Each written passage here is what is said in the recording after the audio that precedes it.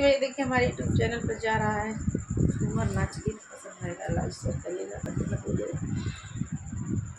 मिट्टी जरूर दबाइएगा फुल में देखिएगा आप लोग। साड़ी संगा झमकावा सासू जी के दियावा